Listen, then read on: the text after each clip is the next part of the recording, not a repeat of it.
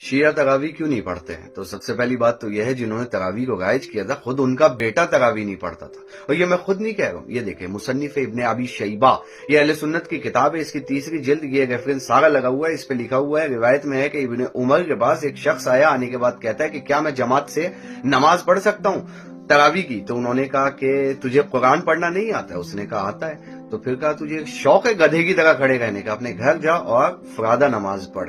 यानी तरावी पढ़ने वालों को एक तरह से गधा भी कह दिया गया। और ये हदीस जो है आप ये देख सकते हैं, ग्रीन से हाईलाइट हुआ है, सहिया। सहिया उस हदीस को कहते हैं जो ऑथेंटिक हो, जिसको चेक किया गया। इसके बाद अहले सुन्नत कुछ राइटर्स आए, उन्होंने इस हदीस को नकल किया, लेकिन ये गधे वाला जो पोर्शन है उसको हटा दिया। जैसे उसमें से एक किताब ये है शर्ह मानिउल असर, ये इसमें से भी आप देख सकते हैं गधे वाला पार्ट जो है वो हटा दिया। तो सवाल यही है कि भाई क्यों हदीस और रिवायतों में घटा बढ़ा कर गए हो? अच्छा, ये एक और रेफरेंस देख लीजिए, अलमसाबी फी सलात तरावी।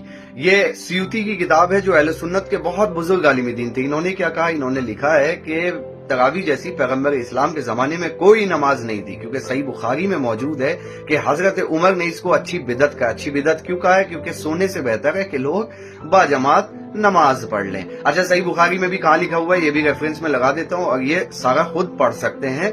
तो भाई हजरत उमर ने तो तरावी को खुद बिदत कहा है।